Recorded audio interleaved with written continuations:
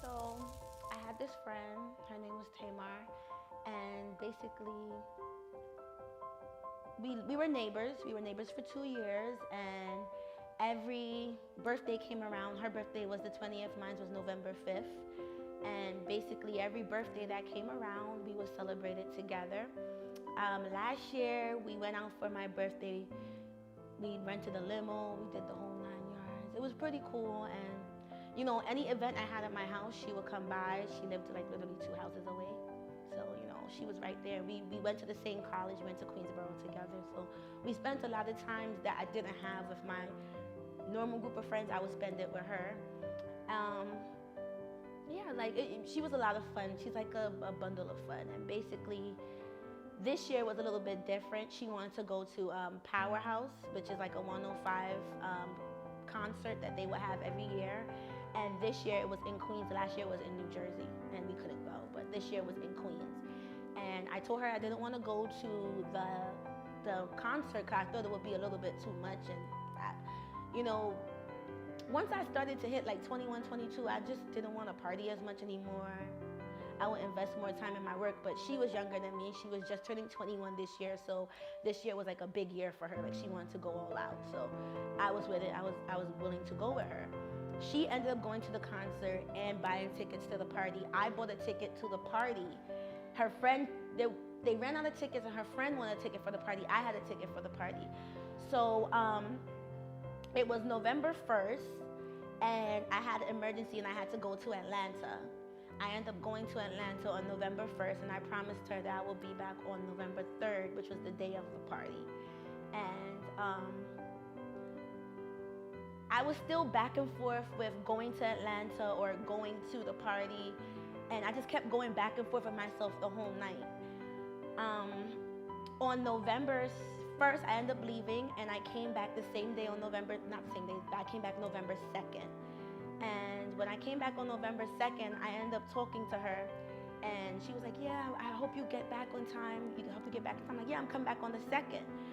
So the whole night I'm there, contemplating, like, should I come back today or should I come back on the 3rd? And it's like, I was like fighting with myself. Like, I kept packing my bag and then unpacking my bag, and then I packed my bag and I unpacked my bag. And I'm like, no, I should come home on the 2nd so I can go with her on the 3rd.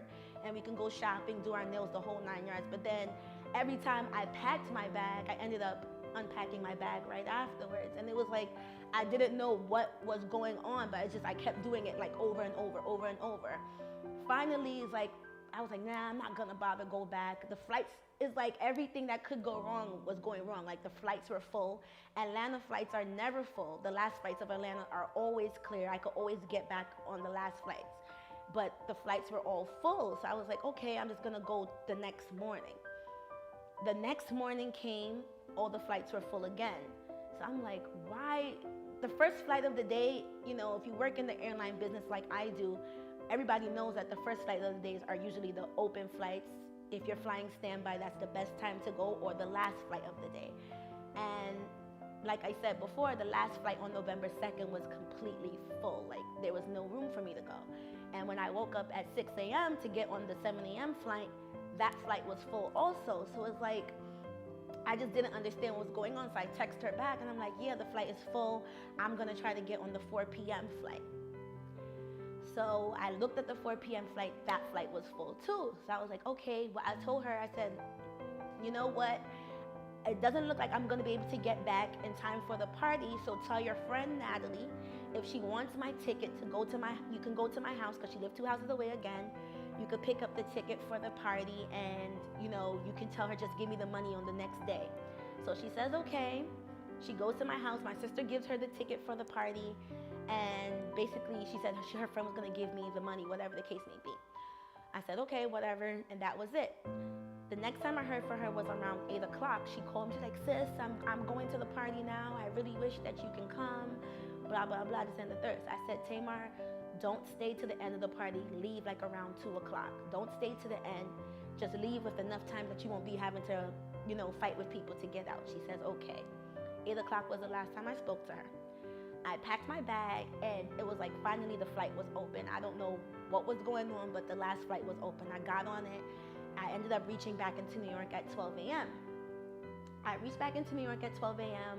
I go home, I unpack my stuff. I'm waiting for her to call me. I told her to call me before she leaves the club, let me know when she got home. I waited up till 2 a.m. came, no call from Tamar. I waited up till 4 a.m., no call from Tamar. I waited up till like around 5, no call from Tamar. And I'm like, something's not right. Like, why is she not calling me? She always calls me when she leaves the club. So I'm like, okay. I waited up a little bit more, still no call from Tamar. So after that, I finally fell asleep. And as soon as I fell asleep at 7 a.m., my cousin calls me. My cousin Jonathan calls me and tells me to get up and get dressed. So I was still like, groggy and sleepy. So I just got up, threw some clothes on. By the time I put on some clothes, he was outside. I get in his car. I'm like, what's going on? He was like, I have to take you somewhere. Just, I'm not going to tell you till we get there. I was like, okay. So we got there. We drove to East Elmhurst Hospital. And when I walked into the waiting room, I see Tamar's mother, Tanya, her friend, my other friend, Janine. I seen a couple of other people there that I didn't really know. I guess they were her family. I saw her father. And it's like I automatically knew what happened. And it's like my stomach completely dropped. Like I didn't know what to say. I just seen her mom crying. And it just seems so unreal to me because I just spoke to her at 8 o'clock. And, sorry.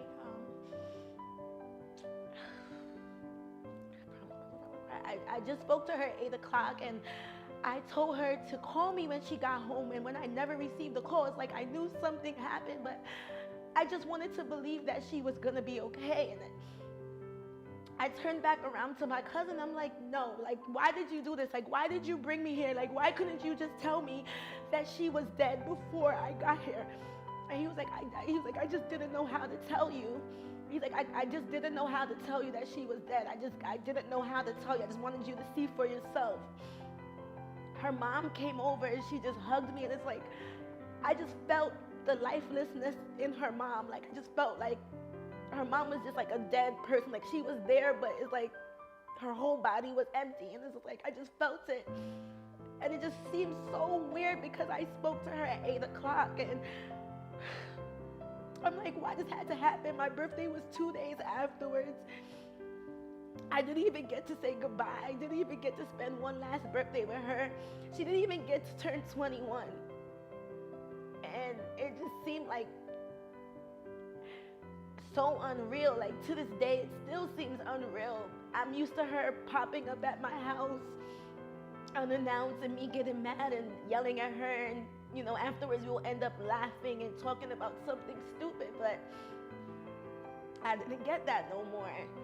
And it was just like the weirdest thing. And it's like God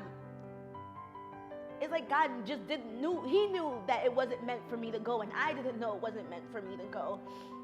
But God was right there in the midst of it all. And it's like, it's sad to say that I thank him that I got to live, but my friend got to die.